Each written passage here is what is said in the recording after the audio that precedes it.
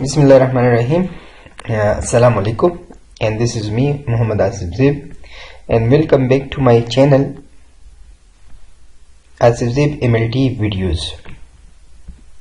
Dear viewers, आज हम research topic में एक और वीडियोस और एक और टॉपिक की तरफ जा रहे हैं कि हमारे पास डेटा है और हमने उसको एनालाइज करना है। उस पे हम कौन सा टेस्ट अप्लाई करें ताकि हमारे पास जो रिजल्ट आए वो एक वैलिड रिजल्ट हो और उस पे कोई ऑब्जेक्शन भी ना आए। क्योंकि जब भी हम थीसिस में या कोई भी रिसर्च पेपर में पब्लिकेशन की तरफ जाते हैं तो जो रिव्यूअर्स होते हैं वो फिर ऑब्जेक्शन रेज करते हैं कि आपने टेस्ट कौन सा लगाया है, आया आपका टेस्ट वैलिड है या नहीं है। तो इस पे मोस्टली ऑब्जेक्शन इसी पे आती है। फिर इसके बाद उस टेस्ट की interpretation, that is another important issues जो कि आती हैं कि अब हम इसको इंटरप्रेट किस तरह करें। और मोस्टली स्टूडेंट्स इसमें कंफ्यूज होते हैं कि हाउ वी विल इंटरप्रेट और data and how to analyze our data and which test is a valid test to apply on my data. So आज हम उसकी तरफ जा रहे हैं। लेट्स सपोज मेरे पास एक डेटा है, ये मैंने एक रफ सा डेटा लिया है, जैसे मार्क्स हैं और ये क्लास है। मार्क्स के लिए मैंने अलहदा और क्लास के लिए मैंने अलहदा वेरिएबल्स, ये मैंने दो वेरिएबल्स ली हैं। तो क्लास को मैंने वैल्यू दी है क्लास ए और बी, ये दो क्लासेस हैं और ये उनके मार्क्स हैं। ठीक है, क्लास चूंकि नॉमिनल है इसलिए मैंने इसको नॉमिनल में रखा है, जबकि ये चूंकि न्यूमेरिकल वैल्यूज हैं मार्क्स, तो इसलिए मैंने इसको स्केल में रखा है। अब ये मेरे पास डेटा व्यू है कि क्लास ए के मार्क्स इतने, लेट सपोज क्लास बी के मार्क्स इतने, क्लास ए के मार्क्स इतने। ये मैंने एक रफ सा डेटा ली है। अब ये मेरे पास दो ग्रुप्स है और कौन कौन से ग्रुप्स है, क्लास ए है और क्लास बी है। तो क्लास ए जो कि ग्रुप A1 है, इसके अपने मार्क्स है और क्लास बी के अपने मार्क्स है। इन दोनों में डिपेंडेंट और इंडिपेंडेंट वेरिएबल्स दोनों में नहीं है, बल्कि class A is a separate class, so this is again independent variables. और क्लास बी ये भी एक अलहदा क्लास है और वो भी इंडिपेंडेंट वेरिएबल है। तो अब ये मैं देखना चाहता हूं कि आया क्लास ए और क्लास बी के जो मार्क्स हैं उनमें कोई डिफरेंस है कि नहीं है। स्टैटिस्टिकल डिफरेंस की हम बात करने, या एक प्रिंसिपल है उसने आपको टास्क दिया है कि आप क्लास ए और क्लास बी इनके मार्क्स देखें कि इसमें कौन सा जो क्लास है उसके जो मीन मार्क्स है वो ज्यादा है और उसमें स्टैटिस्टिकल डिफरेंस है कि नहीं है। और तो अब चूंकि हमारे पास दो वेरिएबल है, क्लास 1 और क्लास ए और क्लास बी, तो अब इस पे हम कौन सा टेस्ट अप्लाई करें। तो जब आपके पास दो वेरिएबल्स हो और दोनों ही वेरिएबल्स इंडिपेंडेंट वेरिएबल हो, तो इस पे जो टेस्ट हम अप्लाई करेंगे उसको हम कहेंगे independent T test. So independent T test की कुछ और प्रॉपर्टीज है कि हम कब इंडिपेंडेंट टी टेस्ट लगाएंगे। तो हम तब इंडिपेंडेंट टी टेस्ट लगाते हैं जब हमारा डेटा नॉर्मली डिस्ट्रीब्यूटेड हो।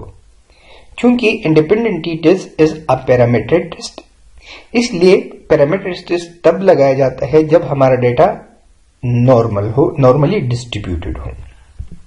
तो इंडिपेंडेंट टेस्ट टी टेस्ट हम किस तरह लगाते हैं। सबसे पहले तो हम जाते हैं फ्रीक्वेंसी में कि हम ये देखें कि इनके मीन हम कैसे निकालेंगे, फिर इनकी फ्रीक्वेंसी कैसे निकालेंगे, परसेंटेज कैसे निकालेंगे, क्लास ए ने कितने मार्क्स कंडक्ट की है और क्लास बी में ने कितने मार्क्स कंडक्ट की है।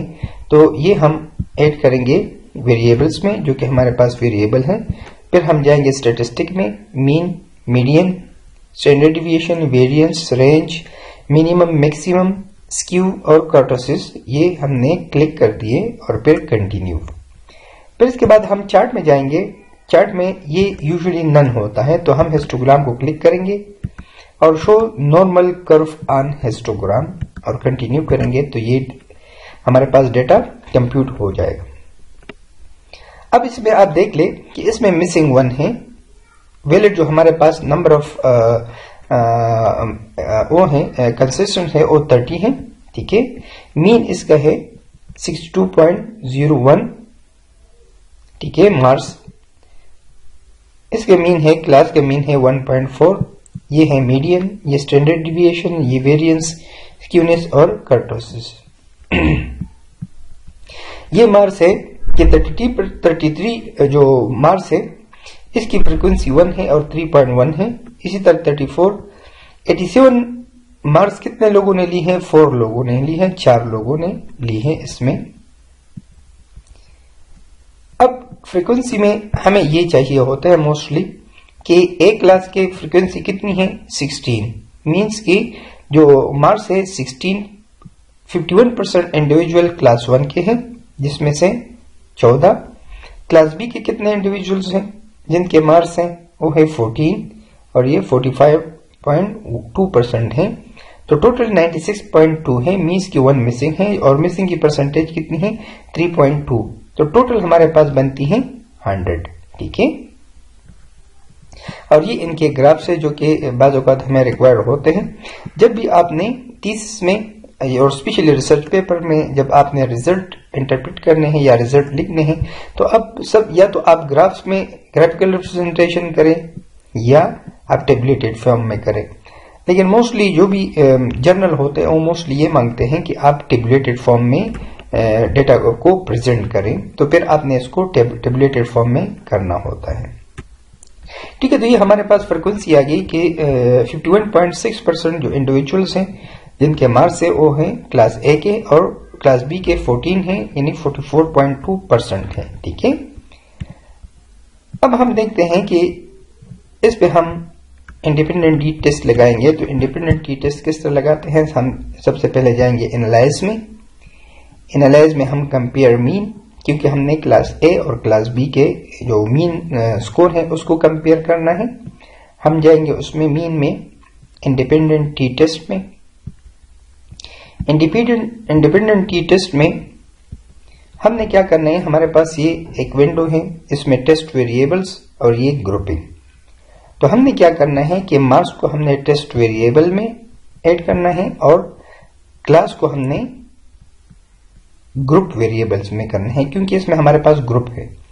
तो अब ये अगर इस डेटा को हम ओके, अब ये हम नहीं, क्योंकि वो साइलेंट है, मीन्स कि हम क्लिक नहीं कर सकते। तो अनलेस एंड अनटिल हम अपने ग्रुप्स को डिफाइन ना करें, तो हमारे जो ग्रुप्स है ए और बी, इनको हमने जो वैल्यू दी थी वो है 1 और 2। तो इसलिए group 1 is equal to A group आएगा और ग्रुप बी जो है वो 2 ग्रुप होगा। अब इनको कंटिन्यू करेंगे तो ये अब हम ओके दबा सकते हैं। अब हम ऑप्शन में जाते हैं और हमने जो डेटा 95% कॉन्फिडेंस इंटरवल में हमने करना है। पिछले लेक्चर में भी हमने कहा कि आप इसको 90% में भी कर सकते हैं, 99% में भी कर सकते हैं, इट्स अप टू यू। लेकिन मोस्टली हम अपने डेटा को 95% में करना चाहते हैं। 95% कॉन्फिडेंस इंटरवल का मतलब ये है दैट आगे हम इसको डिस्कस करेंगे कि 95% का मतलब क्या होता है, ओके। तो ये है कंटिन्यू हमने ऐड किया और फिर इसके बाद तो ये हमारे पास आया इंडिपेंडेंट टी टेस्ट के स्टैटिस्टिकल वैल्यूज। अब अगर ग्रुप ए को हम देखें वही 16, ग्रुप बी के 14, ठीक है, मीन इसका 73.13, ग्रुप बी के जो मार्क्स है उसके मीन है 49.36, ये इसका स्टैंडर्ड डिविएशन के मीन से ये कितना डिविएट कर रहा है, ठीक है। अब हम देखते हैं कि ऑल दो कि ए और बी में डिफरेंस है, लेकिन क्या ये डिफरेंस स्टैटिस्टिकली सिग्निफिकेंट है कि नहीं है, तो उसके लिए हम फिर इंडिपेंडेंट सैंपल टी टेस्ट में जाते हैं और इसमें हम देखते हैं ये वाली वैल्यूज। अगर इसको हम देखें तो ये वैल्यूज चूंकि 0.05 से बड़ी हैं तो ये सिग्निफिकेंट शो नहीं कर रही। लेकिन अगर हम इसको देखें टू टेल्ड में देखें तो this is 0.000, this means that this is statistical significant। और अब इंडिपेंडेंट टी टेस्ट में हमारा एक हाइपोथेसिस भी बनता है कि जब भी हम एक्सपेरिमेंटल टेस्ट करते हैं तो उसमें वो हाइपोथेसिस के बेस पे होता है। तो दो किस्म के हाइपोथेसिस में होते हैं, नंबर 1 अल्टरनेटिव हाइपोथेसिस और नल हाइपोथेसिस। तो नल हाइपोथेसिस हमारे इस में क्या होगा कि there is no statistical difference between class A and class B. ये हमारा क्या है, नल हाइपोथेसिस है। क्या है कि there is no statistical difference between class A and class B marks. Alternative hypothesis हमारा क्या होगा, अल्टरनेटिव हाइपोथेसिस ये होगा कि there is statistical difference between class B A and class B. अब हमारी जो रिसर्च होती है वो बेसिकली नल हाइपोथेसिस के बेस पे होती है, और हम नल हाइपोथेसिस हम ये कह रहे हैं कि there is no statistical difference between class A and class B marks. लेकिन अगर हम यहां पर देखें तो वैल्यू हमारी है 0.000। इट मीन्स कि 95% कॉन्फिडेंस इंटरवल पे जो हमारी वैल्यू बनती है वो है 0.05। तो चूंकि ये 0.05 से कम है तो इसलिए हम कहते हैं कि there is statistical difference between the mean marks of class A and class B। although कि मीन से भी हमें अंदाजा हो रहा है कि मीन क्लास ए का मार्क्स ज्यादा है क्लास बी से, लेकिन क्या ये स्टैटिस्टिकली सिग्निफिकेंट है? तो yes, this is statistically significant. तो जो हमारा नल हाइपोथेसिस होगा, हमने अपने नल हाइपोथेसिस को रिजेक्ट किया। क्यों? क्योंकि ये वैल्यू 0.05 से कम है, तो हमने नल हाइपोथेसिस को रिजेक्ट किया। अब ये हमारे पास 95% कॉन्फिडेंस इंटरवल है। 95% कॉन्फिडेंस इंटरवल का मतलब ये होता है कि that we are 95% confidence that our mean difference score will be lie between 15.16 and 32.36। यानी अगर इस एक्सपेरिमेंट को एक इंडिविजुअल इंडिपेंडेंट टीचर्स या कोई भी जब हम उस पर स्टैटिस्टिक अप्लाई करते हैं और 95% पे करते हैं तो इसका मतलब ये होगा दैट वी आर 95% कॉन्फिडेंट। और अगर एक इंडिविजुअल इसी एक्सपेरिमेंट को और जो मेथोडोलॉजी से हमने एक्सपेरिमेंट परफॉर्म किया है उसको 100 टाइम्स रिपीट करे तो 95 टाइम्स जो रिजल्ट होंगे वो लेस देन 0.5 होंगे। लेस देन 0.05 ये 95% हो गया, और सिर्फ 5% चांसेस होगा, 100 में से 5% सिर्फ चांसेस होगा कि वो इन लेस देन 0.05 होंगे। बाकी 95% the result will be less than 0.05। Okay, now 95% confidence interval हमने ये कहा that we are 95% sure that our result will be less than 0.05। Okay, तो ये अब यहां पर एक और चीज है, सिग्निफिकेंट और to tailed significant. To tailed significance का क्या मतलब होता है? टू टेल्ड सिग्निफिकेंस का मतलब ये है कि ये 95% है कॉन्फिडेंस इंटरवल पे, तो 100 माइनस 95 इज इक्वल टू 5, और अगर इस 5 को हम 100 पे डिवाइड करें तो ये हमारे पास आता है 0.05।